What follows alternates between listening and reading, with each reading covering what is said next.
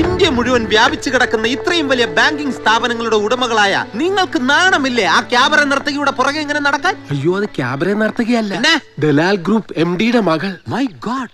എന്നിട്ട് ആ കുട്ടി എന്തിനാ ഷാപ്പിൽ ക്യാബറ നിർത്താടാൻ പോയത്? ഐ മീൻ എന്തെങ്കിലും മെന്റൽ ഡിപ്രഷൻ, കുടുംബത്തോടുള്ള പ്രതികാരം, examination result fear, love failure, അങ്ങനെ എന്തെങ്കിലും ഉണ്ടോ? Stop it. അങ്ങനെയൊന്നുമില്ല. അവൾ എനിക്കൊരു SMS അയച്ചിരുന്നു. ഓ, SMS, സെൽഫോൺ മാനിയ. എന്തായിരുന്നു കണ്ടന്റ്?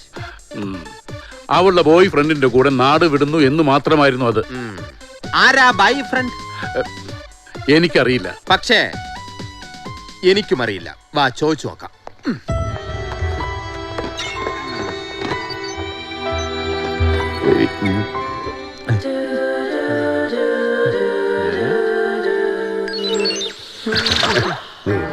കുട്ടി ഒരു ബോയ് ഫ്രണ്ടുമായി ഒളിച്ചോടുകയായിരുന്നല്ലേ? Tell me the truth. അതെ. ഈ ബോയ്സിലാരാ കുട്ടിയുടെ ബോയ് ഫ്രണ്ട്?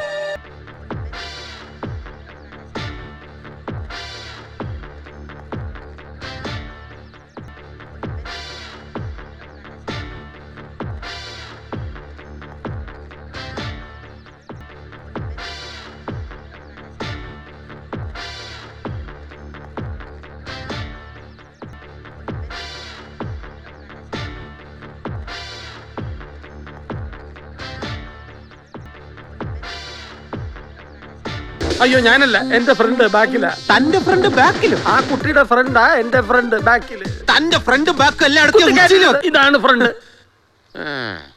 താനാണോ ആ കുട്ടിയുടെ ബോയ് ഫ്രണ്ട്?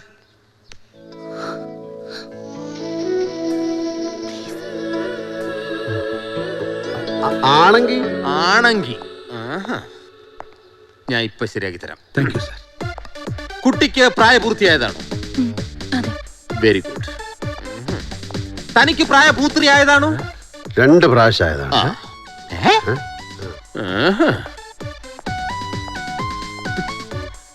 ഇനിയിപ്പോ എന്താ ചെയ്യേണ്ടത്? ഇനി ഒറ്റ വഴിയുള്ളൂ, സ്നേഹത്തിന്റെ വഴി. ദിൽ ചൽത്താ ഹൈ. പ്രായപൂർത്തിയായ കമിതാക്കൾ ഒന്നിച്ച് ജീവിക്കാൻ തീരുമാനിച്ചാൽ ആർക്കും തടയാനാവില്ല. ഇവരെ ഞാൻ വെറുതെ വിട്ടിരിക്കുന്നു. ദിൽവാലെ ദുൽഹനിയ ലേ ജായേംഗെ എന്നാണല്ലോ പഴമൊഴി. ഈ വിവാഹം ഞാൻ നടത്തി തരണോ? വേണ്ട, ഞങ്ങള് നടത്തി കൊടുത്തോളാം. ആദ്യം താൻ ശരിക്കും നടക്കാൻ പഠിക്കുക, എന്നിട്ട് നടത്തിക്ക്.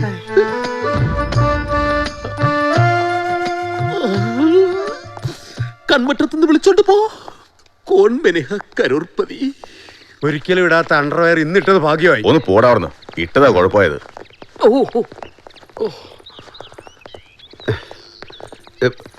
ചാണ്ടി. പാർവതി, വരൂ മോളെ. വീട്ടിൽ പോയിട്ട് ബാക്കി കാര്യങ്ങൾ തീരുമാനിക്കാം. ഇങ്ങോട്ട് നോക്കണം.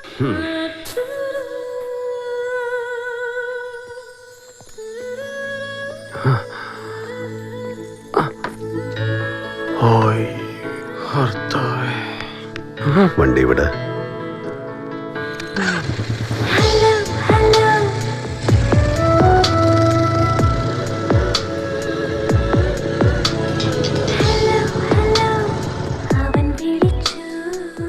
വാ,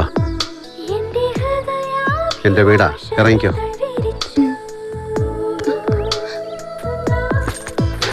ഓൾ ദി ബെസ്റ്റ് കാമുകി കാമുക. ഓടാ, വാ.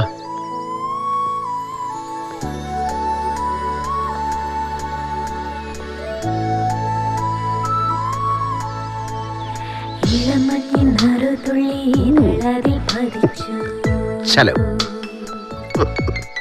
ഇടത്ത് കാല വെച്ച്. എന്തായത്?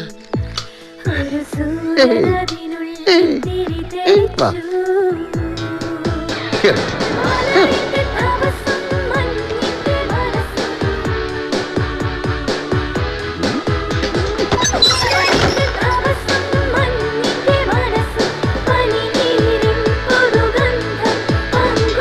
ഈ മുറി തൽക്കാലം താൻ ഉപയോഗിച്ചോളൂ.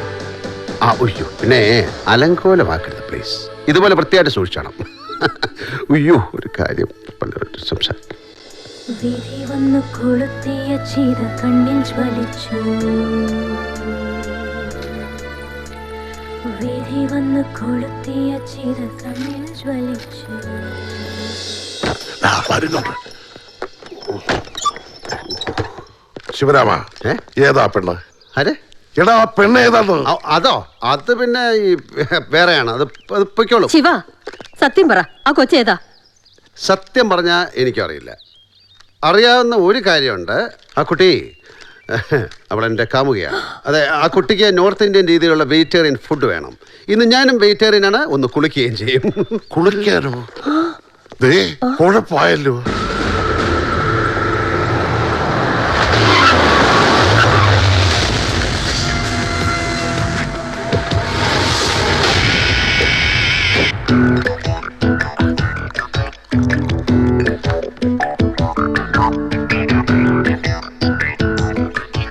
ചേട്ടാ, ഒൻപത് റോക്സ് വേണ? ആ പെണ്ണിന്റെ വീട്ടുകാർ വന്നിരിക്കുന്നു. അയ്യോ, അവർക്ക് എല്ലാവർക്കും കൂടെ തികയില്ല. ആ പെണ്ണിനെ അങ്ങ് പറഞ്ഞു വിട്ടേക്കാൻ.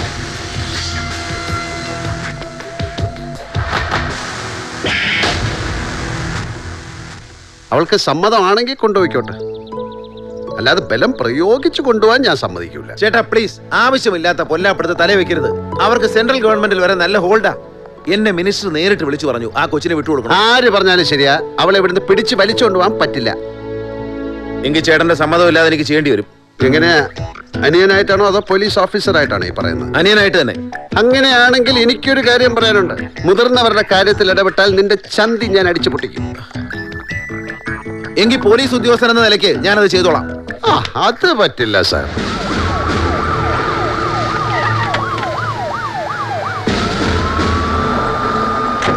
ആ കുട്ടി എന്റെ കാമുകയാണ്. കാമുകനും കാമുകയും എന്ന് പറഞ്ഞാൽ ബ്രാൻഡിയും വെള്ളവും കൂടെ മിക്സ് ചെയ്ത പോലെ. ഒരു പോലീസ് ഓഫീസർ വിചാരിച്ചാലും അതിനെ വേർപിരിക്കാൻ പറ്റില്ല. അത്രയും വാശി വേണോ ശിവരാമ? ഒന്ന് ചോദിച്ചോട്ടെ ശിവരാമ, നിങ്ങൾ തമ്മിൽ എങ്ങനെ പരിചയം? എങ്ങനെ?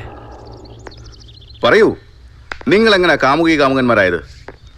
ആദ്യം കണ്ടുമുട്ടിയത് മുതൽ പറയണം. ഞാൻ ആദ്യമായിട്ട് ആ കുട്ടിയെ കാണുന്നത് ഫസ്റ്റ് ടൈമിലാ. ആദ്യമായിട്ട് ആ കുട്ടിയെ ഞാൻ കാണുന്നു ഒരു ദിവസം അമ്പലത്തില് ഞാൻ തൊഴാൻ പോയപ്പോ ഞാൻ ആ കുട്ടിയെ ആദ്യമായിട്ട് കണ്ടു.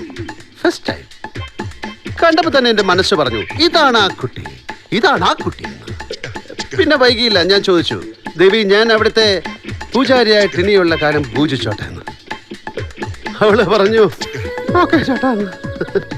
എന്നിട്ടോ എന്നിട്ട് ഞങ്ങള് ബീച്ചിൽ പോയി. എന്നിട്ട് കണ്ണും നോക്കി അങ്ങനെ ഇരുന്നു. എന്നിട്ട് ഞങ്ങള് കപ്പലണ്ടി വാങ്ങിച്ചു തന്നു. സർ, ബീച്ചിൽ കപ്പലണ്ടി വിൽക്കണ പയ്യന്മാരില്ലേ, അവരുടെ കപ്പലണ്ടി വാങ്ങിച്ചു തന്നു. ആരോടാ നീ കളിക്കുന്നേ? പറടാ, നീ അവളെ തട്ടിക്കൊണ്ട് പോന്നല്ലേ? ഒരു വലിയ തുക നീ ഫോൺ ചെയ്ത് ചോദിച്ചില്ലേ? പോലീസ് ഇപ്പിടിയുള്ള ഏത് പണക്കാരും ചെയ്യുന്ന സൂത്രമല്ലേ സാർ? മകളുടെ കാമുകനെ കള്ളക്കേസിൽ കുടുക്കി അകത്തിടുക എന്നുള്ളത്. പെണ്ണിനെ തിരിച്ചു കെട്ടാ ഇവരും അത് ചെയ്തു, അത്രേ ഉള്ളൂ. ഇതൊക്കെ മനസ്സിലാക്കാനുള്ള ഒരു കോമൺ സെൻസ് സാറിന് വേണ്ടേ? പറടാ, എന്തിനാ നീ അവളെ പൂട്ടിയിട്ടിരിക്കുന്നത്? വേണ്ട സാർ, ഇത് ഞാൻ നോക്കിക്കോളാം. സാർ, ഇത് നിങ്ങളുടെ ഡ്യൂട്ടി ആയിരിക്കും, പക്ഷെ അത് സ്റ്റേഷൻ വെച്ചാവാം. ഇത് എന്റെ വീടാണ്. എന്നാ ഇത് പോലീസ് സ്റ്റേഷൻ ആണെന്ന് കൂട്ടിക്കോ. പ്രതിയെ മാത്രമല്ല, പ്രതിയുടെ അച്ഛനെ ചിലപ്പോ ചോദ്യം ചെയ്തെന്ന് വരും. വിളിച്ചെടുക്കണം അവളെ.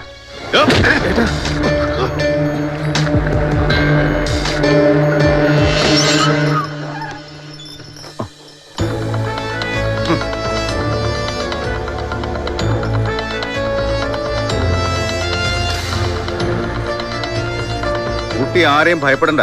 ഇവൻ കുട്ടിയെ ഭീഷണിപ്പെടുത്തി കൊണ്ടുവന്നാണെന്ന് ഞങ്ങൾക്കറിയാം. ധൈര്യമായിട്ട് വീട്ടുകാരോടൊപ്പം പൊയ്ക്കോളൂ.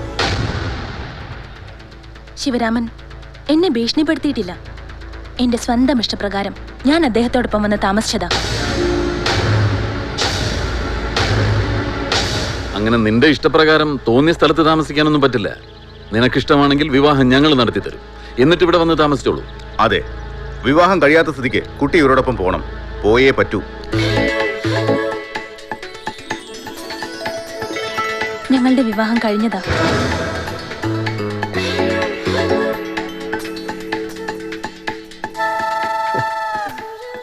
അതെ, ഇന്നലെ ആയിരുന്നു ഞങ്ങളുടെ കല്യാണം. അതിന്റെ പാർട്ടി ഷാപ്പി വെച്ച് നടക്കുമ്പോഴാണ് പോലീസുകാർ വന്ന് ഞങ്ങളെ പൊക്കിയത്. താൻ എന്താ പറഞ്ഞേ? ചേട്ടന്റെ മോളെ തട്ടിക്കൊണ്ട് പോയി വലിയൊരു തുക ചോദിച്ചു എന്നല്ലേ? ഇപ്പൊ മോള് പറഞ്ഞ കേട്ടല്ലോ. സർ, അത് അവളെ ഭീഷണി. വെറുതെ ആളെ മെനക്കെടുത്താൻ.